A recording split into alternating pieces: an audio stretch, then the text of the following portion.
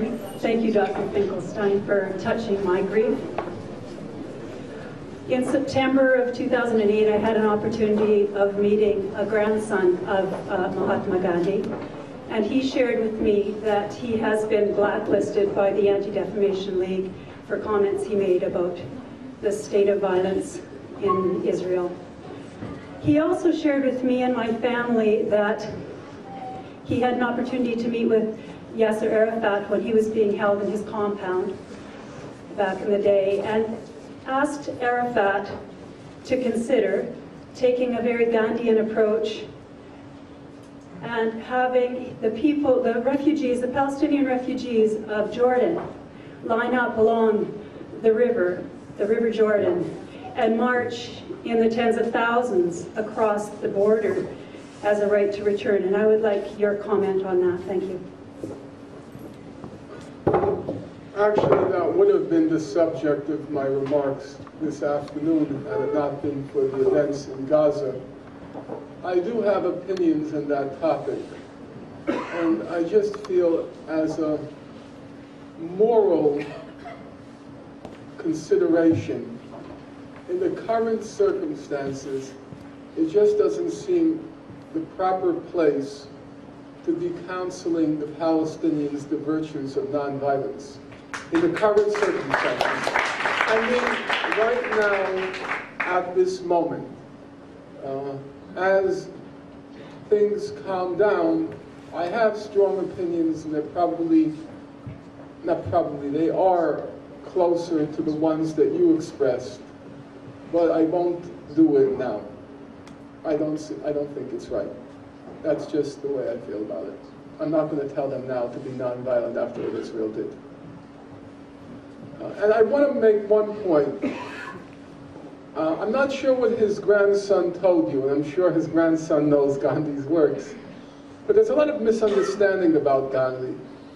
Gandhi was not a categorical pacifist. His views were very clear. He says, I prefer that people use nonviolence. I think it's morally superior. I believe it's as effective as violence to achieve your goals, but with much less cost. However, he enters two qualifications. Number one, you have no right to tell people they must use nonviolence.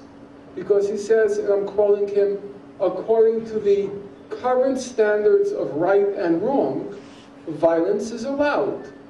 And so you can't suddenly say everyone has the right to use it except the Palestinians. No, you can't do that.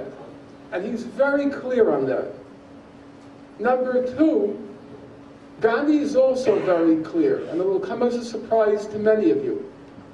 Gandhi says, if you do not have it in you to act nonviolently, and for him it's a very high standard. For him to act nonviolently means to be willing to go, as he puts it, smilingly and cheerfully into gunfire and allow yourself to be blown to bits.